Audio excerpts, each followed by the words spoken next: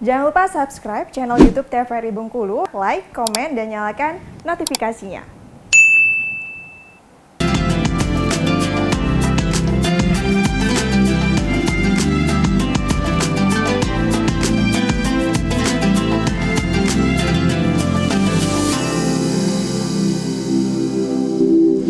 Alhamdulillahirrabbilalamin. Kembali lagi dalam acara Mutiara Ramadan. Para shaimin wa shaimat dimanapun Anda berada, semoga setiap aktivitas kita, setiap langkah kita diberkahi Allah Subhanahu wa Ta'ala, dan kita tidak dikategorikan kepada orang-orang yang merugi selama di bulan Ramadan, sesuai dengan tema kita pada sore hari ini.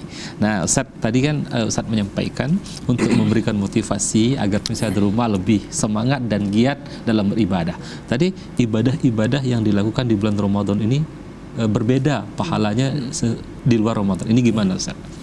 Baik, pemirsa TVRI dimanapun berada, saudaraku semua, shaimin-shaimat yang sama-sama mengharap ridha Allah Subhanahu wa Ta'ala. Ya, amin. Jadi ingat waktu tinggal dikit lagi nih, ini lagi. Jadi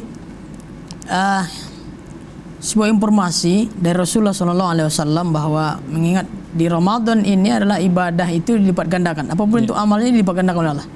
Baik, amal buruk dilipat gandakan. Dilipat gandakan. Amal buruk juga, Ustaz. Dilipat gandakan. Ini perlu hati-hati. Jadi bukan amal soleh saja. Jadi dilipat gandakan. Jadi kan kita ketahui bahwa informasi di bulan Ramadan ini bahwa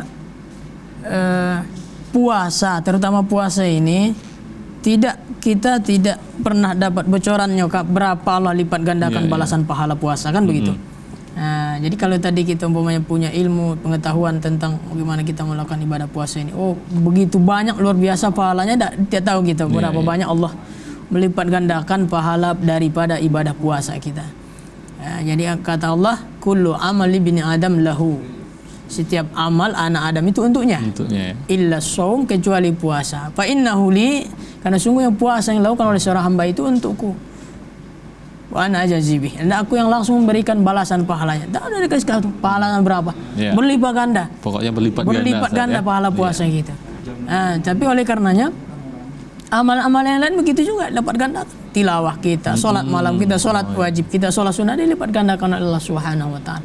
Oleh karena adanya keistimewaan itu, keutamaan-keutamaan itu, maka kita yang mengetahui, yang memahami tentang bagaimana ilmu, bagaimana keutamaan itu, ya, mari bersama-sama kita meraih itu, ya. Berusaha kita bagaimana kita supaya jangan sampai amal-amal yang kita itu sia-sia.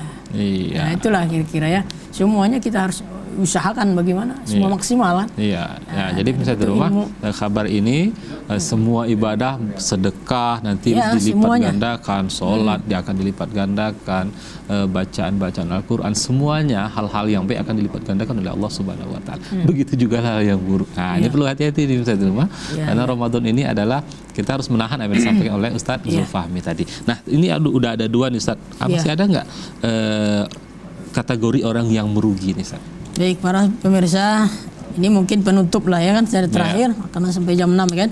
Jadi ada satu lagi orang yang merugi itu di bulan suci Ramadan ini adalah orang yang tidak melakukan ibadah secara sempurna.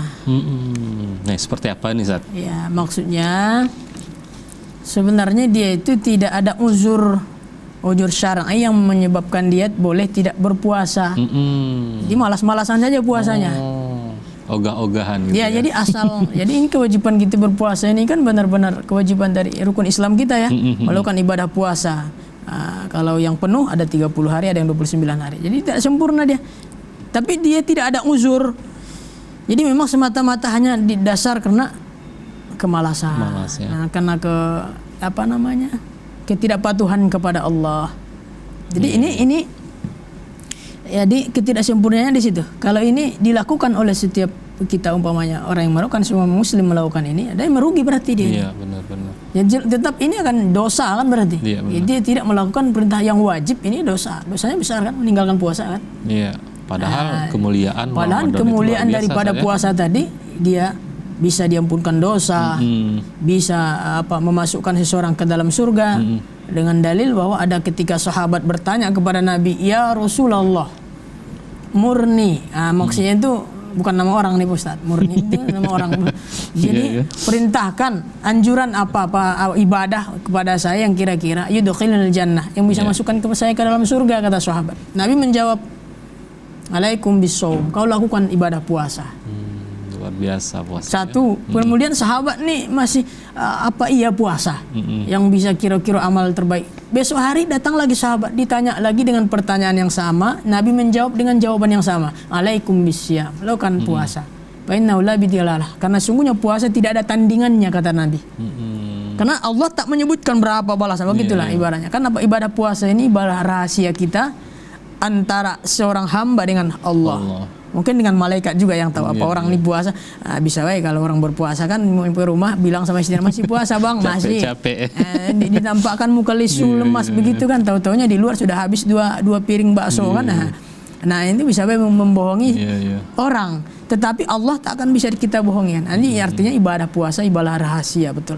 Rahasia. Maka kalau seandainya ada orang melakukan puasa asal yang penting lu gugur kewajiban, maka merugi.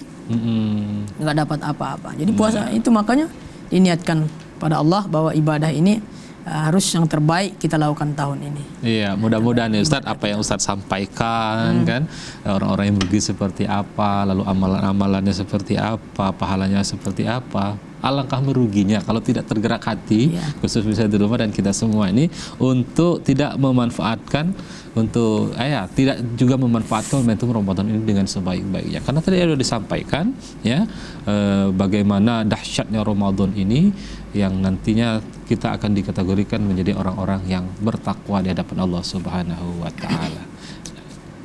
Ya, baik. Ustadz, mungkin ada closing statement Ustaz, kesimpulan. Berapa menit ya? Sedikit saja, sebentar saja. Baik. Ya.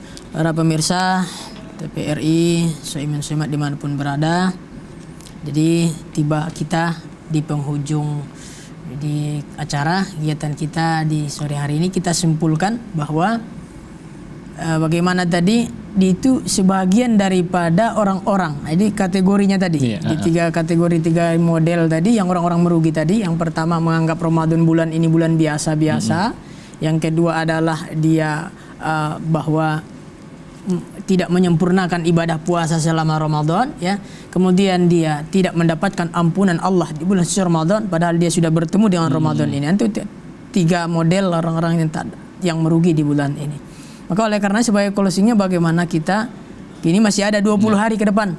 Mari kita sama-sama bermunajat, berdoa pada Allah. Kita niatkan, kita mungkin evaluasi karena masih ada waktu. Nah, bagaimana Ramadan tahun ini kita niatkan, kita doakan ini Ramadan terbaik selama hidup yang pernah kita berikan, persembahkan kepada Allah. Dan kita juga harus maksimal, tentu harus ada usaha kita. Bagaimana memperbaiki muhasabah dan memperbaiki kualitas dari saumnya, daripada hal-hal yang ilmunya kira-kira semuanya yang bisa kita harus semua pelajari. Terima kasih Ustaz atas ilmunya. Semoga berkah ya. Sehat-sehat selalu Ustaz. Insyaallah nanti akan ketemu di lain waktu. Ya.